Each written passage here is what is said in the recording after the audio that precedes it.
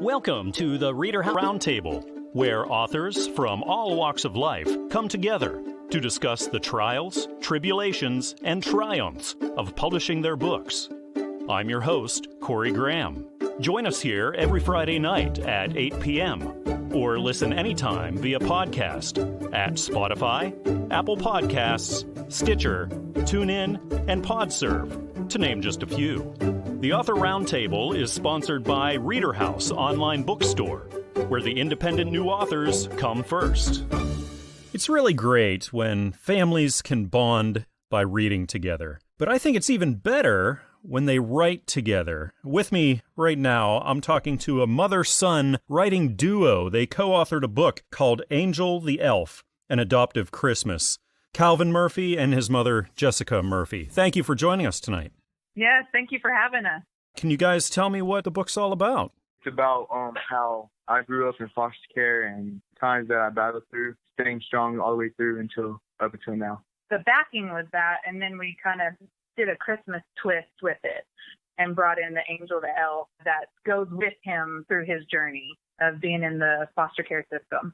So, Calvin, what inspired you to write the book? And, I guess, Jessica, how much, did you have a play into saying, hey, let's write this book? My 8th grade teacher inspired me to write the book, saying it would be a good book. So I just followed along with what she said and came home and started thinking and seeing what I could put together.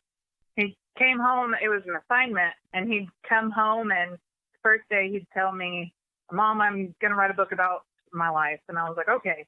And then the next day he came home and was like, oh, and it needs to be a Christmas story. Well, I'm like, okay, I can help you out with it. And then the next day came home and said, oh, it's got to have an elf on the shelf in it. And so I'm like, okay, we can do this. And we just sat down at the dining room table one day, and he just started talking and started telling me from, day one of being in and out of the foster care before we adopted him. And I had him in my 6th grade class. I was his teacher. I didn't know all the backstory from him going to different foster homes and everything. So it was him talking and me writing his story, then adding the elf on the shelf in there too.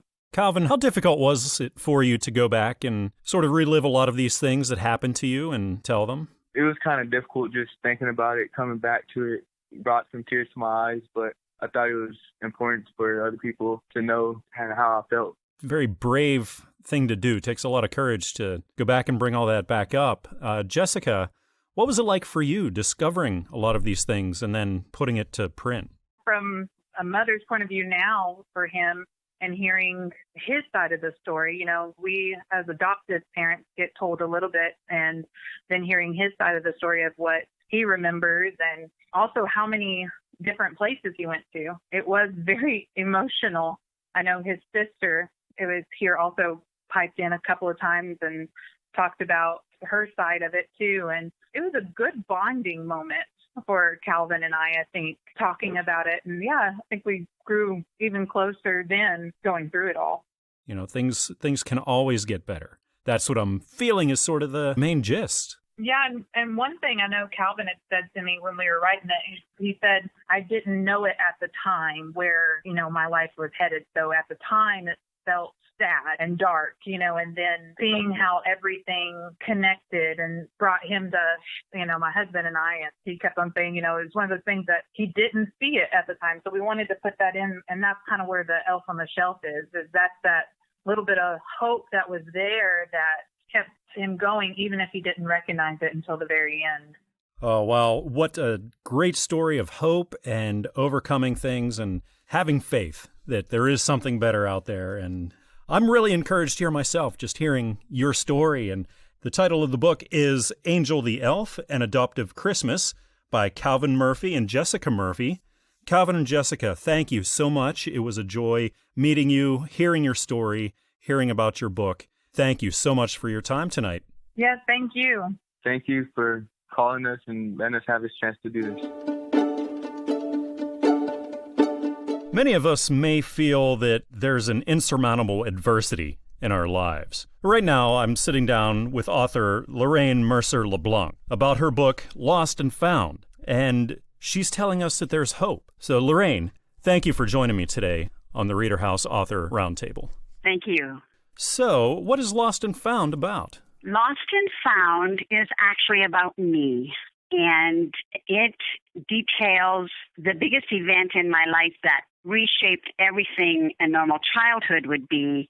I was lost for 3 days in the bush, and it's the deep bush of the northern Ontario area, which is lumberjack businesses, gold mining, things like that. Wow. Wow. So what inspired you to put the words on paper, to tell your story to the world? I have to admit it wasn't me. God said, you need to do this. I was amazed that he waited all these years. Maybe he knew I needed to be beyond my career years so I could take it slow and do it right. Because to be honest, I don't remember much of this. Wow. Only the few things my mom told me that I did not want to explore. God has really been my guide in what I've got from relatives and eyewitnesses about what happened. You've been through such adversity.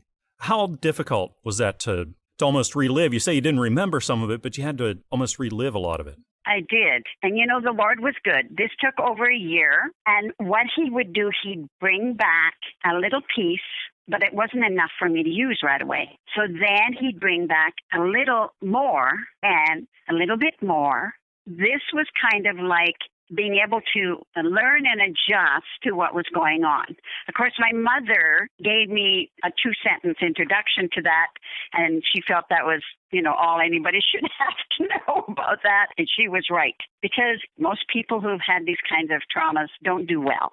So I'm a victory, I'll tell you, presence of the Lord. So is there any advice that you would offer to up-and-coming authors aspiring to write a book and be published? What would you tell them? Start with something that is important to you. If it's not something you know well, I know that I would not have done well if I was starting something I didn't have intimate knowledge of.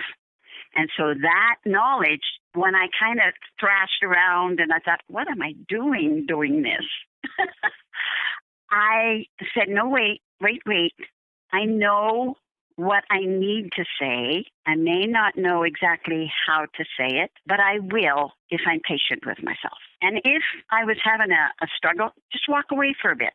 Did you have a specific audience in mind for this? Maybe people who had gone through the similar adversity that you have, or were you looking for a broader base? I just wanted to encourage. I don't know of anybody. I really don't know of anybody that hasn't had big problems. Life finds you and it hands you things that you wouldn't even dream existed. We all get these, and most of them are in our face at the worst time of our life. And I would just like people to help them find their center and know that there's a process that will be yours so that you can get through it. And it may take years. This has taken many, many years. But God is good, and he doesn't have a time clock on our efforts. All he wants us to move forward. The speed is not the important part. The actual willingness to do that and to resurrect and kill old ghosts, because that's what they are. And I encourage everyone listening to check this book out. It's called Lost and Found by Lauraine Mercer-LeBlanc. It's through Christian Faith Publishing and available at Barnes & Noble, Amazon, and iTunes. Lorraine, thank you for coming on tonight. Thank you for letting us know your story and putting your story out there for a lot of people, I think, to benefit from. Oh, well, thank you so much, and it's a pleasure talking to you. Who doesn't love a good mob story? That's where we're headed next on the ReaderHouse Author Roundtable with author Penny Wise. His new book is Raw Ice, published by Fulton Books. Penny, thanks for joining us here at the Roundtable. Thanks for having me today. So Raw Ice sounds like a great story. Can you tell us what it's all about? Raw Ice is about a story about a child that witnessed the murder of both of his parents when he was 11 years old. From this time, there had been a guy that his mother had always warned him to kind of like stay away from. But this guy was like always an intricate part of this young child's life. After the parents were murdered, he ended up in a foster home. And from that point, he ended up getting hooked up with the wrong crowd, and he started experiencing the rough side of life. So you watch this kid go from being an innocent child to evolving into this man that was just kind of unhinged towards the end. The guy that was raising him ended up being this notorious mob figure that his mother warned him about. His guy took him in and pretty much adopted him as his own and raised him like his own child. And from there, it just gets crazy. Without giving away too much, it just goes on to an adventure, because what he finds out basically is that his whole life has been nothing but a pack of lies, a whole web of lies. He starts to evolve, and you start to see the change in him. So he has a choice whether or not he wants to be a part of the family business when he's like graduating high school, or rather he wants to go to college, and he ends up choosing the path of staying and working with this mob figure guy that raised him like his son. So where'd you get the idea for this? Are you a fan of this genre? I am. I'm a big fan. Actually, I started very young with writing, and I was a big fan of the late Donald Goines. I don't know if you're familiar with him or not, but he was one of my favorite writers when I was growing up. He wrote things that I could really identify with, and that's what I try to do with my writing, is create something that people can relate to. Even though it is a mob story or mafia story, there's a lot of different aspects of the story that any person can relate to. Man, woman, child. So you've been writing a long time. Is this your first published book, or have you been published before? Yes, this is my first published work. I was a little nervous before about putting my work out there. I kind of started off in the realm of poetry. When I was in school, I would write poetry. I got into music a little bit, and then I evolved from doing music into writing stories. So I had been holding on to different ideas for a long time, and working through them and then backing off of it, not really taking it seriously. Probably about 3 years ago, when my son's mother was pregnant with my son, something just said, you know what, you need to really get serious about the work that you're doing, because everyone that I had passed books to, they were like, man, that's good stuff. What are you going to do with it? And I'm like, I'm just doing it kind of for fun, just to see if I can do it. It's like challenging myself, right? Someone told me a long time ago that you have voltage that God gives to you, and if you have the voltage and you waste it, then that essentially is what the curse is. I just said, okay, I'm just going to take a shot at it and, go for it. So that's what happened. So how's it feel now, having a book out there on the shelves? People are reading it. What kind of feeling do you get? It's a great feeling. It's a really great feeling. I mean, I never really thought it would be a reality, because I know how hard I had worked, and, I knew where I come from. My background wasn't the best. The chances of someone like myself writing a book generally doesn't happen every day. It definitely is a good feeling, and it lets me know that it's possible. It's basically me right now just writing my soundtrack for my son to follow. He's 3 years old right now, so I'm laying a soundtrack for him. The soundtrack I lay down is going to be hopefully what he can follow, to see that anything can be done.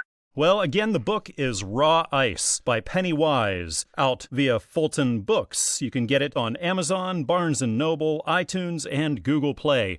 Penny, it was great meeting you, talking with you today. Thanks so much for coming on the ReaderHouse Author Roundtable. Thank you so much for having me today.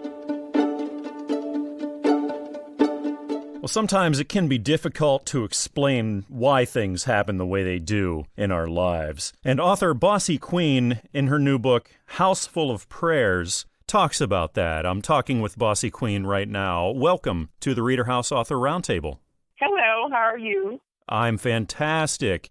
So tell us about House Full of Prayers. House Full of Prayers is just a book about Diamond, a girl named Diamond, living in the South, growing up, trying to overcome hardship, and just letting everyone know that you can get over your struggles, no matter what. She's fighting, and she's trying to create a way out, and she's still trying to believe in God and have faith that, everything will change, even though around her is a whole lot of abuse, tragedy, and destruction. She's still suffering and going through so many obstacles in life, but she's continued to trust in God and allow God to lead her along the way.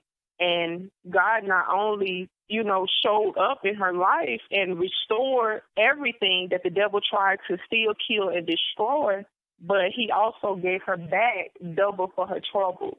How personal of a story is this for you? They're very personal because a lot of them are my own personal trials in life, and not having a mom or a dad. I've been on my own since I was 11. I grew up in street gangs. I gang banged as a teenager. As a kid, I was on drugs, and my dad, he was addicted to crack cocaine, as well as my mom, she's an alcoholic. So it was kind of like the same thing dealing with both. My mom was non-existent as well as my dad in my life. So for 2 decades, I had to struggle and try to navigate through life with no support, no family, no mom, no dad, no one. And for God to bring me through, almost a decade in the military, United States Army, as well as half a decade as a police officer, and then the rest of my life before I became disabled where I can't work. I worked as a nurse. I went into the military at 17 years old. The only thing I had was a GED. I couldn't barely read. I had to learn how to read in order to get into the military and pass my tests and stuff. And, I had a teacher that kind of took me under her wing and taught me these things while I'm living in the streets, in abandoned houses, in crack houses, selling drugs and trying to, get through life. I was prostituting, I was doing a lot as a kid, and God still showed me grace where I am now from where I was a kid to be a rabbi. What advice would you give to writers looking to get their book to print? To go for it. Why not?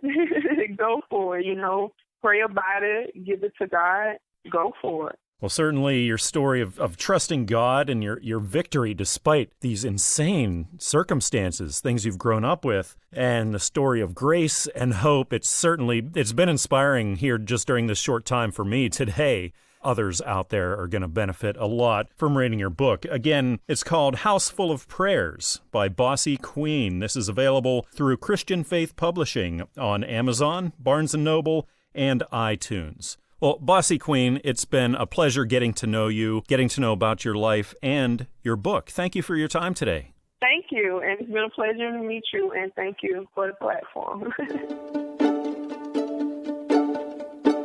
We all dream of getting out and seeing the world someday. A surefire way to do that is to join the Navy. Author Paul Messinger's book, My 20, A Naval Adventure, tells of his adventures in the Navy. I'm speaking with Paul right now. Paul, welcome to the ReaderHouse Roundtable. Well, thank you very much for having me. So can you tell us what readers have in store for them with My 20? What caused me to write this book was sort of a thank you to the Navy.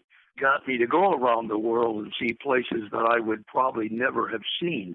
I also would like to encourage young men and women to consider the Navy as a career. Also, my family was a Navy family, so I wanted to give them some honor and some credit. So the stories aren't only your own, they're also of fathers, grandfathers? My father was in World War II. Myself and my brothers were in the Vietnam era. And my son was in the first Gulf War. We're all Navy.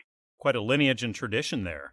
Yes. The stories that you got from your father and your brothers, were those things that were secondhand, or did that just come from years of hearing stories? It was basically stories, oral history. Some of it was knowledgeable that my brothers and I had talked, and of course my son. I just wanted to put it all together and see what we would come up with. The chapters are sort of indicative of my family and also where I was stationed all over the world. Can you give us a little idea of the span of all the places you've been and that we could expect to hear about? Oh, yes. I was in Morocco, London, the Philippines, 2 tours in Japan. I'm a plank owner on Diego Garcia. That means member of the first crew that was there. 3 tours in Washington, D.C., which included, I had the duty the night they boarded the USS Pueblo, and it's still in North Korea. This is the first book that I've written, and I'm working on the second book. It's going to be called My 80. I will be 79 next month. By the time I get it all together here, I'll be close to 80, and it's going to be sort of a flashback of 8 decades the fabulous 50s and presidents I've known from Truman till current. I didn't know them personally, but I was alive when they were president. Baseball's my passion, so I'll talk a bit about baseball. And I'm sort of getting it together. So how long was the process for you to write My 20? Writing it wasn't so awful hard. It was getting it down into the proper format. Writing is one thing. Getting it put together is another thing. They have their own nomenclature and things of that nature. You start talking about trim and things, and I'm going, what? Definitely an eye-opening experience for a lot of writers out there who just say, hey, I've done the hard part. I've written it. There's a lot to it after that. It sounds like an adventure through and through. It is, and it's a quick read. And it has about 21 pictures in there of various folks, not just myself. It's not about me. It's my dad, my brothers. I got some pictures of some of the events that happened. Like I was in Japan and they had the last flyable Zero, and they were doing a press conference. So I went on the other side of the plane and had my picture taken. Events like that. The name of the book is My 20, A Naval Adventure by Paul Messinger. This is available through Fulton Books on Amazon, Barnes & Noble, iTunes, and Google Play. Paul, thank you so much for joining us today. It was great meeting you and finding out about My 20. I know it's a book a lot of people are really going to enjoy. I think they will enjoy it, and it was nice of you to allow me to express my opinions, and I sure hope folks buy the book, enjoy it, and pass it on to some veterans. It makes a good gift. Well, I know I love stories of real-life miracles happening in the midst of tremendous obstacles. And with me right now, I have author Earl J Spivey Jr. His new book, Tears of Gethsemane, A Pastor's Journey Through Leukemia, is out right now. I'm talking with Earl. This sounds like a really inspiring book. It has to do with your life, correct? Correct, it does. My life experience of going through leukemia, acute myeloid leukemia, and all that took place through that, most particularly the spiritual journey God was leading me through in regards to that. So what inspired you to tell this story and to put it out for the world to read? I think the first of all would be the simple fact that as I went through leukemia and as I dealt with all the situations and different things that I dealt with, I came into that with a conviction that I was not there by happenstance or there by some bad roll of the dice. I was there because God had a purpose and a plan through that. And as I came to conclude that God had taken me through those 4 years of the journey, that he wanted me to say something to others who were struggling with their own illnesses and their own situations. And so first was a conviction that I had a message that needed to be shared. The second was when I finally came to the reality that I felt God had given me a commission to write a book. In that book would be the opportunity for people to be able to better understand as well as to grasp the spiritual realities in their serious life-threatening illnesses, as well as the experience that many will be going through themselves. Was there a target group that you were going for when you wrote this, a specific group of people that would benefit? I did not start with a target group in mind, but as I began writing and as I walked through this, I came to understand that basically the target group that I was going to be focusing on was those who had some awareness of Christianity and some desire to be a part of the Christian faith, but who were struggling because their lives were being touched by serious illness. And they wanted to better understand, how do I better deal with this illness rather than simply see it as some great obstacle to life. And then on top of that is simply those who were wanting help, those who are going through the struggle and facing it with their families and are just in the midst of confusion, in the midst of all the pain, and really want a helping hand from someone to give them hope and encouragement and some insight into how to better deal with this illness. Wow, what a great message, great hope. Is this your first book you've written? It is. It's my first book that I put in publish. I've written some other writings that I've debated on whether to ever publish or not, but it is the first book that I've ever published. So how challenging of a process was that for you to write it and then put it to print? I enjoyed the actual writing, being a pastor and a minister. Written some things, in course, each week is preaching and doing so forth. But that all helped me get to the point of where expressing and sharing and trying to help people understand was a part of what I've become. And so as I began to write this, it was so much more than simply, here's what I went through, here's what I felt, here's what took place, but it was much more of a here's what was going on, and here's where I saw God at work, and here's where I realized that this was not something God didn't know about or weren't aware of, but that God really wanted to use in my life and within his community of faith. I think this book is going to be a great inspiration, a great source of hope for many out there. Again, the book is called Tears of Gethsemane, A Pastor's Journey Through Leukemia. This is by Earl J Spivey Jr. through Christian Faith Publishing, available on Amazon, Barnes & Noble, and iTunes. Well, Earl, thank you again for your time. Thank you for putting your work out there and for telling us more about it. Thank you. I appreciate being able to help others recognize and know that the book is available, and hopefully it will be used greatly in their lives. Here on the ReaderHouse Author Roundtable, we're talking about where supernatural and mystery meet. The book is Tempest Court, a Ghost and a Cop series by Jan Walters. Jan is joining us tonight at the Roundtable. Thanks for being here. Thank you very much. I'm glad to be here and have an opportunity to share. So, can you tell us what Tempest Court is all about? Tempest Court is the story of a serious young detective and his ghostly partner who work together to go after paranormal killers. So how'd you come up with the idea, the premise of this book? I have 4 generations of men in my family that have served on the Des Moines Police Department, going back to the late 1800s. I grew up with my grandmother telling me stories and my husband coming home with stories, and now our son is coming home with stories. So I often wondered, my son, who's currently serving on the police department, he's kind of a jokester, pretty laid back. And my great-grandfather was chief of detectives back in the 1940s. And I often wondered if my great-grandfather came back as a ghost and had to work with my son, what would be the conflict between those two strong characters and what kind of challenges would they have? And so that kind of became the basis for the Ghost and the Cop series. Very interesting. Is this your first book? Tempest Court is book 3 in the series. All the books do take place in Des Moines, and each book features a different type of paranormal killer. And each book is named after a street in the Des Moines urban area. So the first book was York Street, and the second book was Red Sunset Drive, and now we have Tempest Court. And are you going to follow this one up? I am. I have 5 books planned for the series, and I am about a third of the way done on the next book, which will be Hazard Avenue.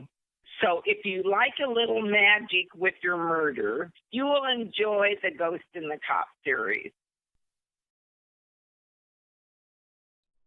How tricky is it over a series of books? Now, you said you're going to do 5 of these. How do you manage that continuity throughout several books?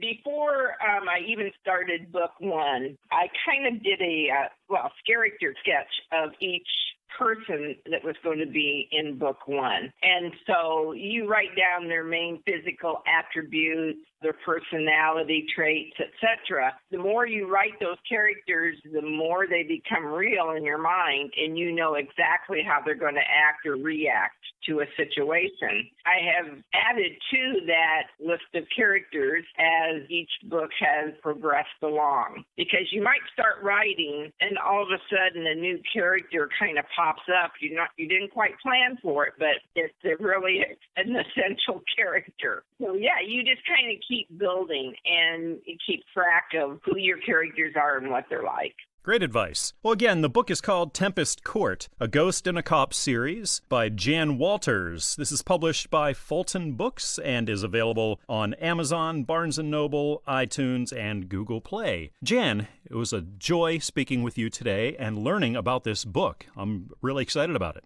Great. You've got your dark, scary sections of the book, but then we kind of offset that with some lighter moments between the Ghost and the Cop. and some of the other characters. So there's a little romance, there's a little mystery, a little magic. It's a book that I think many people will enjoy.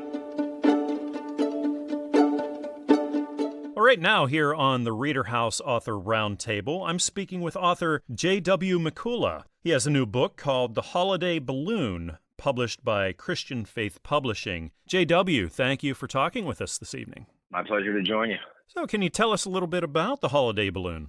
So The Holiday Balloon follows a little boy named Benjamin from his home in Queens, New York, over the holidays. And like a lot of kids, Benjamin has a very active imagination. And after dinner, with his family, one of their traditions is to give one present on over the Thanksgiving holiday. And that present happens to be this gorgeous, gorgeous balloon. And once everybody starts to fade off, into the food coma after Thanksgiving, Benjamin starts staring at this balloon. And as he does, he starts wondering, how do other children all over the world celebrate the holidays, right? Like he has his own traditions and his family has their own traditions, but how do other children all over the world celebrate? He starts wondering this question. As he does, this balloon starts to grow and expand in size. Ultimately, it becomes what we now know as the holiday balloon. Mr. Benjamin steps inside the wicker basket, and what he finds himself on is this wild journey across the world to learn. He doesn't know where the holiday balloon is going to take him, but ultimately it's kind of read his mind, this desire to figure out how other children celebrate the holidays. And the holiday balloon takes him across the water. And in this book, the first book in the series, the holiday balloon takes him to Jerusalem. And when he does, he encounters a whole new friend and new traditions over there. And that's kind of what kicks off the adventure.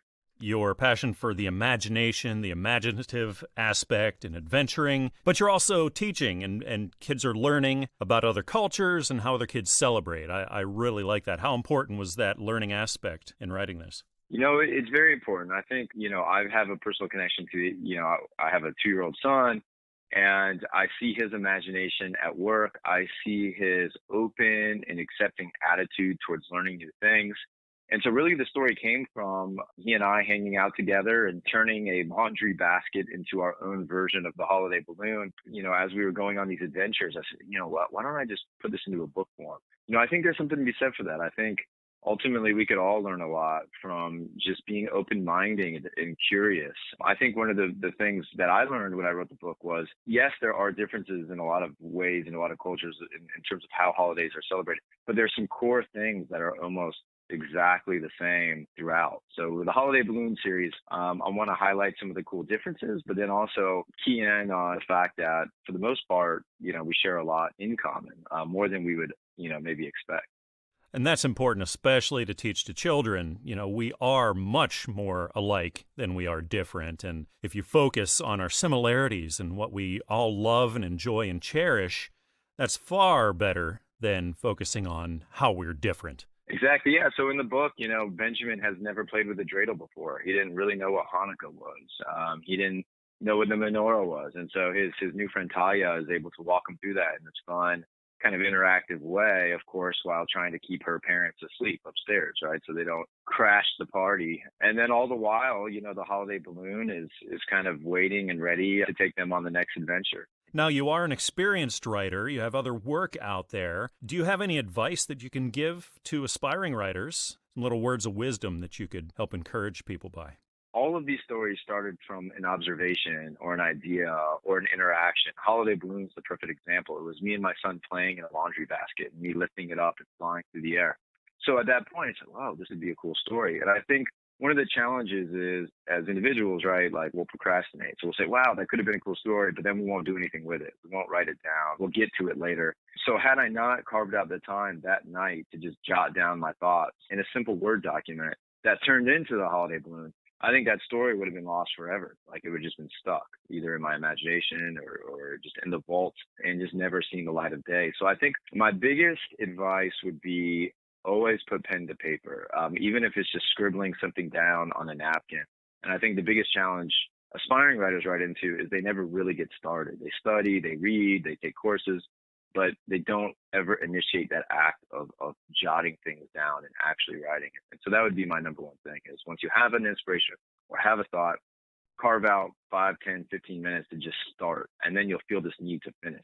The book is called The Holiday Balloon by J.W. Mikula, published by Christian Faith Publishing, available on Amazon, Barnes & Noble, and iTunes. J.W., thanks again for your time. Thank you for telling us about your work. It's my pleasure, and I'm sure I will be back to talk about, the sequels. We'll see where Benjamin and Talia go next with this Holiday Balloon.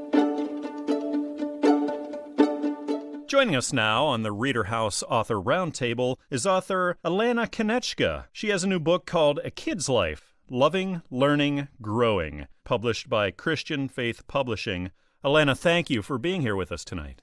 Thank you for having me.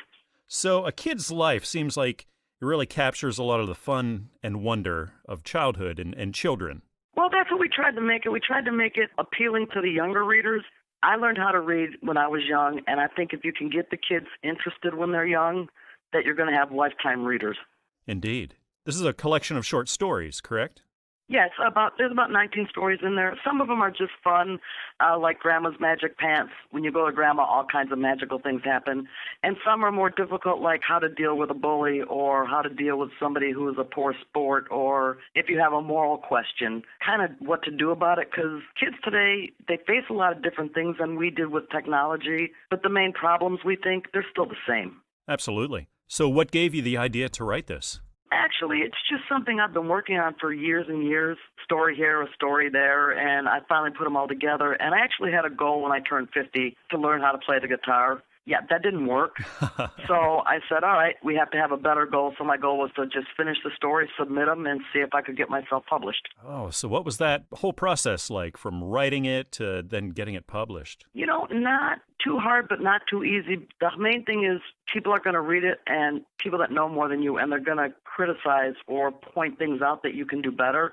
And the important part of the process to me was, you know what, some people know more than I do. Let's take what they're giving us, rearrange a little bit, and see if we can't have a better product to send out. It's just really courageous to be putting yourself out there in the first place. So just the fact it's out there and people are reading it and they're responding to it, that's a really good thing. They are, and it's nice. I've had a lot of my friends buy it for their grandchildren. I heard from a lady who bought it and gave it to her niece who's reading it to her special needs students. So when you hear the real life applications, it's kind of very cool to hear. Yeah. Were there a specific group of kinds of children that you were targeting, or just general young readers in general? Yeah, just the young readers in general. Maybe the ones that are just starting to get there, because they're simple stories, and we tried to make them very simple words, so that they might be interested when they're a little bit before reading, and then when they start reading, this should be a good tool for them to read. So this being your very first book, published book, how did it feel to know that, hey, this is out there, this is sitting on shelves, people can order this, people are reading this right now? How did that feel? I think when you first see it on Amazon, that's when you really, okay, guess what, I'm actually a published author. But for me, it really is more interesting when I hear from people that have read the book and what they're doing with it. So you know that a project you did is actually out there and it's helping people. So are you thinking of following this up? Oh, yeah, we're working on our next one, but it's in the beginning stages for sure. Wonderful. Is there any advice that you might be able to offer to someone looking to publish a book for the first time? Maybe understand it doesn't happen tomorrow. Even if you have a whole book written and it's accepted and it's going to be published, there's a lot of stages you have to go through to get there, and you have to be really patient. Just because somebody says, okay, we're going to publish a book, doesn't mean it's going to be out tomorrow. You're going to have to revise it, and then they're going to revise it, and then you're going to revise the revisions and just take all the experience other people can give you. Well, it sounds really, really entertaining. Again, the book is called A Kid's Life, Loving, Learning, Growing by Alana Konieczka. This is available through Christian Faith Publishing on Amazon, Barnes & Noble, and iTunes. Alana, again, thanks for your time. It was great talking with you and learning about A Kid's Life. Thank you very much for having me. Tales of magic, mystery, and danger are what we have here now at the ReaderHouse Author Roundtable. The Little Princess of Cherry Tree Kingdom brings this all to us. The book's author, Kem, joins us now. Thank you for chatting with us tonight. Thank you for having me. So tell us about The Little Princess of Cherry Tree Kingdom. It's about a little girl named Caitlin. She's out playing in her yard when 3 hummingbirds fly up to her and start pleading with her to follow them because the kingdom is falling. During all of her excitement, she stumbles through a secret portal and finds herself in a magical kingdom. She notices that the trees are dying, the grass is dying, and the whole environment is being destroyed. Soon after, she discovers that she is the true princess of that kingdom and that the evil Dark Lord has cursed the land, and that's why it's all dying. So she teams up with numerous talking animals to solve riddles that lead them to hidden doors and secret passages, which eventually helps all of them defeat the evil Dark Lord and break his curse. So what was your inspiration for writing this book? Well, it was my little girl, Caitlin. Everybody that has daughters or nieces and all that know that there's a certain age when they like to run around the house in their little slippers, their tiaras, and their little princess dresses, and they run around talking about how they're a little princess. So one day I just felt like I would like to write a short story to really make her a little princess. And it went from there. After her mother read it to her, she asked, "Where's Kylie and Lanny?" which were other little girls in the family. And I knew that I had to continue it. And once I continued it, it turned into something long enough to be a novel. So have you written before or published before? No, sir, I ain't never been published before. The only writing I've ever done was like in school, in literature class, and my college professor, which I'd like to say that he was like a big inspiration because during literature class, he would give us assignments and you would have to take like the Canterbury Tales when they're on their trails and put yourself in there as a character and tell your story. Oh, wow. I think that kind of helped me in the long run. Is there anything you've learned along the way, maybe some tips or something that you could offer to hopeful writers out there? Well, I would say if you got a good idea, a good storyline, and you have the want to get by yourself and think about it. Don't let anybody discourage you. And absolutely don't feel like you're wasting your time or feel kind of stupid because you're trying to write a story. Just sit down and start writing and carry a notebook with you in case you have more ideas later at work or something and just jot them down. I'd say go for it. Great advice. This is your first published book and it's on shelves. People are buying it and reading it. What kind of a feeling does that give you? Well, I think it's really cool that something that I just created in my mind that other people can get some enjoyment out of my imagination. Well, again, the book is The Little Princess of Cherry Tree Kingdom. This is published by Fulton Books and is available at Amazon, Barnes & Noble, iTunes, and Google Play.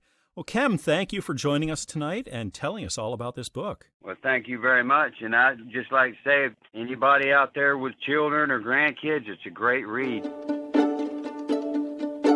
Joining us now on the ReaderHouse Author Roundtable is author G.R. Cleveland. His new book, Quiet Man, is out via Christian Faith Publishing. G.R., thank you for joining us tonight. My pleasure. So can you tell us about what Quiet Man's about?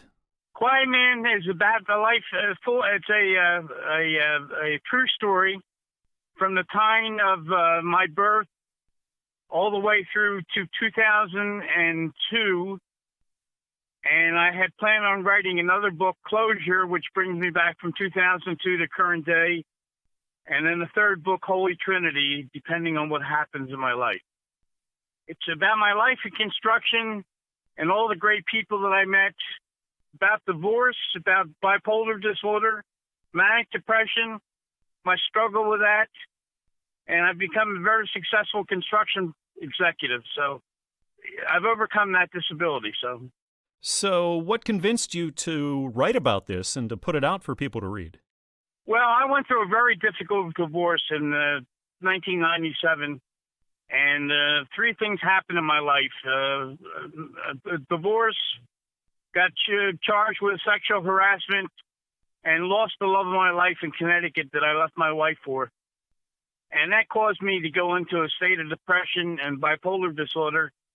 And at that time, I was losing my kids. So I wrote the book about my kids to try and bring my kids back to my life. And then it turned into a beautiful love story. And then it turned into a message from God. Was there a target audience that you had in mind, people that you were writing this specifically for? Well, it's everybody that's been through divorce, been through disabilities, people with manic depression, overcome disability, and just about people with normal life. Have you written before? No, well, in the construction industry, you have to write proposals and everything like that. I wrote this when I was manic, and it took me 18 weeks to write. And I have a photographic memory, so I have a lot of memory from people, places, and business I've done well in the past. What was the journey of writing this book like for you? Very emotional. I put my heart and soul into this book. Would there be any advice that you would give to authors looking to write a book and looking to get published for the first time? Well, write about the true life, the true life events in your life. And it was a journey. I had written a book and finished it in 2002 and sent it off to authors and to the couple publishing companies. And I got some feedback, so I had to change around a little bit. So I finished it about June of last year and had it published. The name of the book is Quiet Man by G.R. Cleveland. This is published by Christian Faith Publishing and is available at iTunes, Barnes & Noble, and Amazon. G.R., thank you again for your time, sir. It was very nice speaking with you, and thank you for your courage in putting this book out there for us. Thank you, sir. Women of the Bible have amazing stories to tell, and author Cheryl Rhodes gives them a voice in her book, Lives and Legacies, First Ladies of the Bible, which is out now through Fulton Books. Cheryl joins us now at the ReaderHouse Author Roundtable. Thank you for talking with us tonight, Cheryl. Thank you for inviting me. Absolutely. So can you tell us about Lives and Legacies? Well, this book is about people living in Bible times, ordinary people living ordinary lives with the struggles and challenges and interpersonal relationships that affected their physical and spiritual lives, the kind of issues we all encounter in life. What inspired you to write this? It was because I realized how profitable these stories were for people, and that if I could reach a wider audience with them, they'd be helpful, beneficial to a lot of people. So many people think the scriptures are too formidable. They don't read them, and then they miss the comfort and the encouragement that's found in these Bible characters. I wanted to change that if I could. Is this your first time writing? Have you written or published before? This is my first published book, but it's one of a series. Lives and Legacies is a series. And so the first one is First Ladies of the Bible, but Mothers of the Faith and the Women in Jesus lineage are currently almost finished the process at Fulton to be published, and the last in the series is Female Disciples. So what was the writing and publishing experience like for you, being your first book? I'm a sort of perfectionist, and because I wanted everything so right, it was very time-consuming. And then when you consider the fact that I had been telling these stories for 10 years, some of them 12 and 14 times in 1 month, as I rode circuit to retirement facilities in my area, I had written and rewritten and edited and researched until they had become rather large. Some of them take 45 minutes to an hour to tell. Basically, I started out as a Bible teller, so the writing's flown out of that. Then getting it published, that's often a very surprising experience for a lot of people, what you have to do after it's been written. What was that like? Time-consuming, because, again, I'm a perfectionist. But I had a wonderful, and I don't know exactly what Megan's title is at Fulton, but she's been very good to work with. The fact that I've had to keep polishing things up was made easier because she was so easy to work with. But I would suggest anybody who wants to write should figure out what they want to say and write it and rewrite it and rewrite it until they've got it to where they can't get it better before they go look for a publisher. So what did it feel like having that book, knowing it's out there, it's on shelves, and people are reading it? What kind of feeling does that give you? I was relieved because, like I say, I wanted it so right that it was very time-consuming, and it was a relief to have the project finished, or projects one by one, but also gratitude. I was so grateful to have completed this. It was just a great relief. Well, again, the name of the book is Lives and Legacies, First Ladies of the Bible, first book in a series by Cheryl Rhodes, published by Fulton Books, and it's available on Amazon, Barnes & Noble, iTunes, and Google Play. Cheryl, it was a pleasure speaking with you today. Thank you for sitting with us here at the ReaderHouse Author Roundtable. Thank you, Corey. I enjoyed it. We hope you enjoyed this edition of the ReaderHouse Author Roundtable, where authors from all walks of life come together to discuss the trials, tribulations, and triumphs of publishing their books. We hope to see you back here every Friday night at 8 p.m. or listen anytime via podcast at Spotify, Apple Podcasts, Stitcher, TuneIn, and PodServe, to name just a few. The Author Roundtable is sponsored by ReaderHouse Online Bookstore, where independent new authors come